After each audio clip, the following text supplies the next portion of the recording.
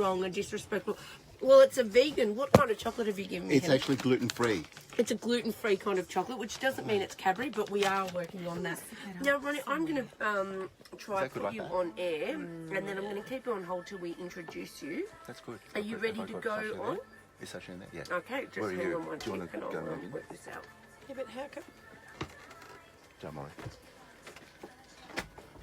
We're just trying to get this going. Okay, Ronnie, can you hear me? Oh, fantastic. It'll slip. All right, beautiful. I'll leave it. Yeah. Well, there's edgy there. Okay. Don't worry, don't Looks worry. like we're on here. We've got a song on. And then This is we're behind the going scenes to, before we go on air. This is what introduce happens. this segment. It's Sacha. And then we're going to ask you a couple of questions. Can we see? Should we get Beautiful. I'm excited. Thank you so much for being on our show. And we're This is just something that's lining very, up the very interview. special. Love it, love it, love it. Shall I sit over there? Do you want to come? Yeah. Good. Got a bit of Taylor Swift on now. Are you okay with Could Taylor you? Swift? Okay. All right. You're going to go to the concert, Yeah, okay. Ronnie. Yeah. I'm going to swap with you. Sorry, darling. Now we're in business. So, for those of you who have joined, good afternoon. Hello, David, and hello, Mary. I've got Ronnie Hello, on the line. K-A-E. So you're going there? There, I can hardly speak. Anyway, this is over here, Sacha and Sonya, and your name is Emily, and we're just about to go on air. We're going to be talking about the 75-year anniversary of the Holocaust, and I've also got gluten-free stuff here, and I'm wearing my kippah because in respect of those people that are not with us. And About a minute 17. a minute and 17, and we are here in downtown Brighton. For those people that want to view this around the globe, we are Facebook Live. Facebook Live. Are you both in there? Yeah, cool. Hey, tell me, what are we doing? Yeah. So we're going to introduce Ronnie. Yes, we are. and I'm then excited to. I'm talking to Ronnie right She's now. fantastic. She's really great. So you'll introduce her because you've got a little bit about her there. And the main thing is she is currently the manager of all the volunteers at the Sydney Jewish Museum who educate the children, the school children that go through to the Holocaust Museum there. And the anniversary is the 75th anniversary. Yeah, Yes, commemorating the 75th anniversary. So it's of it's the Holocaust. yeah, Of the So you've been of to the Auschwitz end. 3 times, Ronnie. Of the end. I think so. Yeah.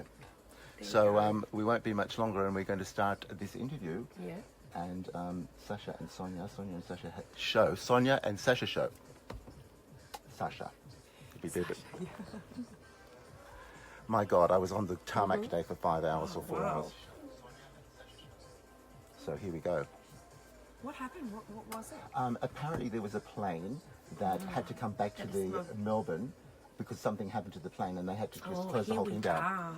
Sonya and Sacha show, Southern FM 88.3. We've got a very special guest in the studio with us this afternoon. So it is, we have our very, very good friend, Mr. Henry Roth, with us. And we met Henry years ago when we were doing the Australian about up to Teenage 4 years Expo. ago. 4 years ago Yeah. when you moved to Melbourne. That's right. You were my first friends. That's And you're still elected to be my friend. Oh, love that, love that. Well, Henry, you've been on this show a few times. I have. We've interviewed you on a couple of different topics, and I think you've even co-guest this show, if that's the co-hosted this show with us. You did. And but this time you've come on because there's something really special going on with history, Yes. and that is that it's the 75th commemorating of the Holocaust that's gone on, and that's something very, very special and very, very dear to our hearts. Yes. And this has been a piece of history that I've always been interested in. And like Sonya and I, Chloe and I, with your daughter, we've spoken a lot about this when she was actually learning about this at school. And I just went, this is my probably the most part of history that I've always been very, very interested in. Yeah, you were saying that to me yesterday. Yes. You were talking about this. It's really something that because you both are all about mutual respect. Yes. So if anything, if nothing less, then this obviously is such a symbolic moment in the time of history to stop and really talk about the fact that we must all love each other on this planet, and that's what it's about. Well, I'll tell you what, I've always been into this, and it's very interesting that my auntie Rosa, who always looks after my children, she was very, very interested in the Holocaust, and she introduced it to us and showed me as a child. And then when I was 21 and I first went to America, for 3 months, and that's when I first got to get a bit of a taste of New York. But I went off to Washington, and when I was in Washington, I went to this museum. and everyone said, you need to go to the Holocaust Museum. And I was like, well, look, I really think it's an interesting thing, but how good is this museum? Went there, I think I walked in there at 9 o'clock in the morning, and it was the most It's very moving, impacting and moving place I'd ever been. And I was 21, and I think I was there with a hangover. Really? I didn't know that. Yeah. And you know, and I was probably like thinking to myself, I'm going to go into this museum, spend about an hour in there, and then go off and hit some pub or some bar in Washington, which I probably did after that, but it was quite later. And spent the entire day with there. And there was 4 of us in there, and every one of us just soaked up that information. And some of the things that I got to do, I got to walk through one of the carriages. Did you really? Yes, it was. I didn't know that. Yeah, oh like they actually had part of those carriages, and we got to walk through it. There was one section of it, and there was just wall to wall, like literally to the ceiling, and it was a whole, like 100 meters, and it was just shoes piled up.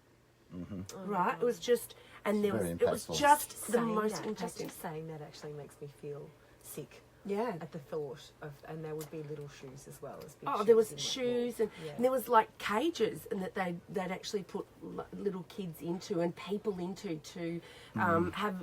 It was just for experiments and. The experimentation thing. To be honest, I actually have nightmares about that, and I don't know why.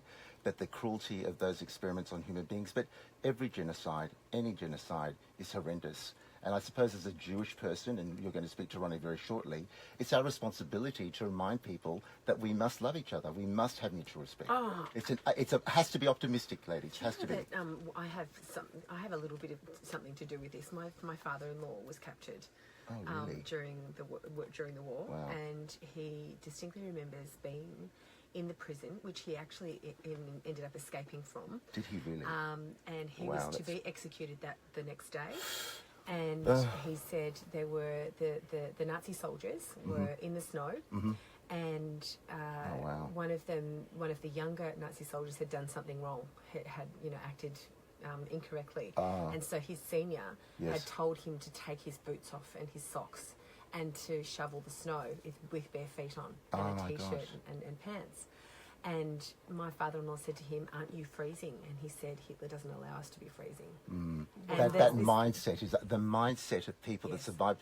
I don't know, ladies, if I have in me what it took for them to survive. I really don't. I don't have that substance. One of my best friend's father was actually born in Auschwitz. Wow. Is that right? There you go. It's amazing when you think about how many people are touched. And his father was actually a soldier. So she was, so it was. So this impacts all of us. We're sitting in Brighton, in Melbourne. That's right. And we've all in this room got stories. Of people that's who've very true, experienced. actually. I would never have, my family would never have migrated from Australia in the 50s. Like they migrated to Australia in 1955 when my parents, because they had no jobs, because we're from the north of Italy. Right. And so that was just taken over, and then my grandfather didn't have a job from the war. I so really know that about you. It's that's so interesting. Why. So everybody has those stories and that sort of thing. So we're all but impacted, really. we've got this amazing person on the phone, and I just feel so blessed. And this is somebody who their parents, Ronnie Bogner, is on the phone now, and she's actually from the Sydney. She is. She's from the Sydney Jewish Museum. Yes. And her parents are Holocaust survivors. They were from Germany and Czechoslovakia, and she's actually visited Auschwitz 3 times. Ronnie, thank you so much for coming on our show. It's just an absolute honour to be able to have you here. Ronnie. Thank you so much for here. How are you today? Oh.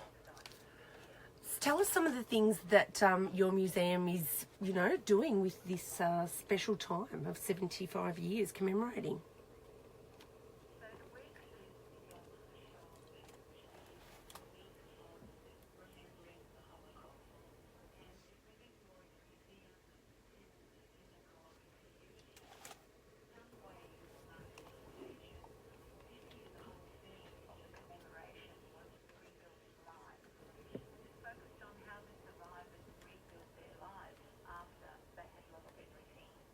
Wow.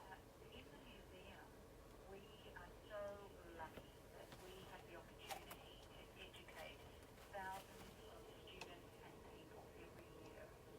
Last year, the Sydney Jewish Museum had 25,000 students visit. 25,000 students visit. 25,000. That's incredible amount of people. And that's students. That's a huge impression, isn't it? Exactly.